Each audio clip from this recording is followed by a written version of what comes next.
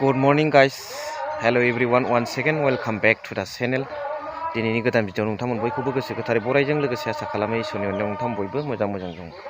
स' दिनैनि भिडिअआव ओरैबायदि सिनारि मोनसे नुनो मोनगोन जे फेरेंगा बन बिभाग हाग्रा बिफाननि EM रनजित बसुमतारी अर्थात फेरेंगा सारा दिनै रायजो राजाफोरखौ बन बोनानै जाग्राखौ सुबिदा होनो हायाखै, जायनि थाखाय बिथांमोना मोनसे आन्दलन बादि खालामदों बन बोनानै जाग्राफ्रा। दा बियो मा खोथा बुंदों बिथांमोना, मानि थाखाय रागा जोंदों, दुखु मोनदों आरो फिसा फिसौखौ माजों फोरोंनांगौ बेखौ फोरमायदों।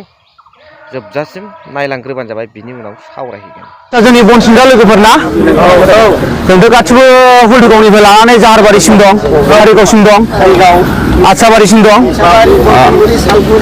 आदसा जोंखौ सरकारा मा बे नोजोरजों नायदों नङा होमबा? सरकारा जोंखौ बे नोजोरजों नायदों। गोरिबनिफ्रायसो सरकार ना होमबा? गोरिबनिफ्रायसो सरकार, गोरिबाबानो सरकार खालामो।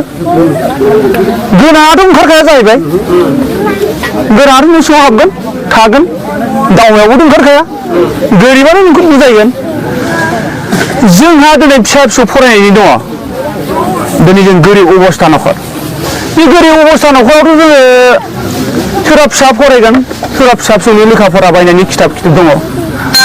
सोरबा सासे गथ'आबो जेनेबा माबागोन मा होनो फरायनायावथ' एसेबाबो थाखा खरसा जागोन। जुदि जों बन बोनो मोनाब्ला जोंथ' गारखाया जाहैबाय बनखौ। जोंनो सरकारा जुदि जोंनो मोनसे अनसुंथाइ होआब्ला जों बनखौ जों थैब्लाबो गारनो हाया।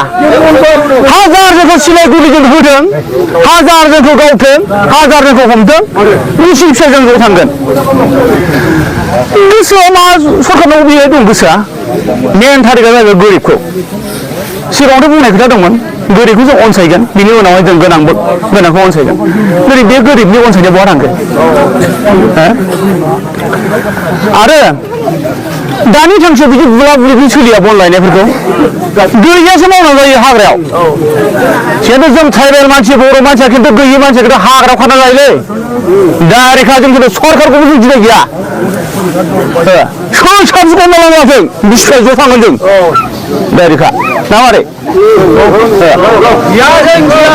सोरबा गिगोन नामा? आरो बेबाराव जुदि जोंनि बन बोग्रा पार्टिखौ सोरबा सासे आखाइ होयोब्ला, सरकारि मानसिया बा फरेस्टनि मानसिया,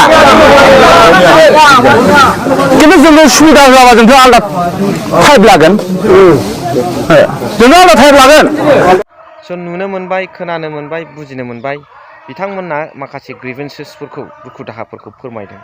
बेखौ प्रमद बर' दैदेननाय UPPL दोलो एबा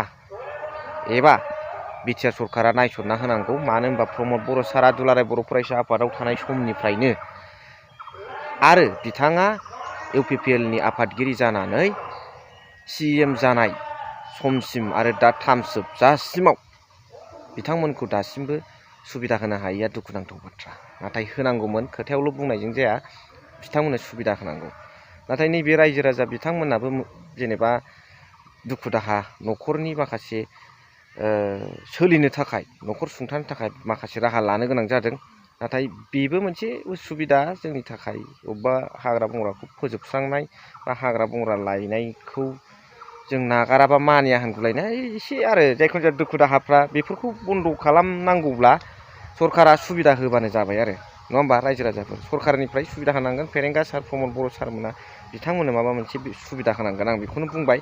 नाथाय आं सासे ससियेल मिडिया क्रिएटर जानानै आं हाग्रा जोबस्रांनाय बा आबहावा फोजोबस्रांनायखौ आंबो लुबैया, बे एकदम क्लियारखा। नाथाय रायजो राजाफोर जायफोरनाखि बिथांमोना बन लायनानै जाग्रा, दा बिथांमोननो माखासे सुबिदा होबानोथ' बे बुस्थुखौ नागारगोन ना, नङाबा बिथांमोनाबो माजों सोलिनो?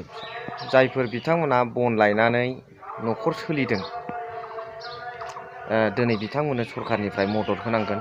अब्लासो बिथांमोना बे दंफां लायनाय, हाग्रा फोजोबस्रांनाय खामानिखौ गारगोन। दा गारनांगौब्ला बिथांमोननो सुबिदा होनांगोन ना, मानोना बिथांमोननि फिसा फिसौफोराबो सोरबा डक्टर, सोरबा इन्जिनियार, सोरबा कलेजाव फरायनाय दं आरो बिथांमोना गाव गावनि फिसाफोरखौ लानानै माखासे सिमां मिजिं दं, इयुनखौ ब्राइट खालामलांनो बा सासे गोग्गो सुबुं महरै दानो थाखाय बा सासे साफा साफा डक्टर इन्जिनियार बानायनो थाखाय दा बेखौ सोलिनोबा खरसा थाङो बेखायनो बिथांमोना न'खर फोलोमनो थाखाय फिसा फिसौनि सिमां मिजिंखौ जाफुंहोनो थाखाय बिथांमोना बेफोरबायदि हाबाखौ मावो नाथाय बेल'नो बेबादि हाग्रा फोजोबस्रांनाय बा आबहावाखौ नस्थ' खालामनाया जोंनि थाखाय हामजाथाव नङा नाथाय बिथांमोननि बे हाबानि सोलायै सरकारा माबा मोनसे मदद होब्लानो जाबाय बिथांमोनाबो बेखौ बन्द' खालामबाय बेनोसै मा सानो कमेन्ट हरबानो जाबाय स' थेंक इउ भेरि माच फर वाचिं लाभ इउ अल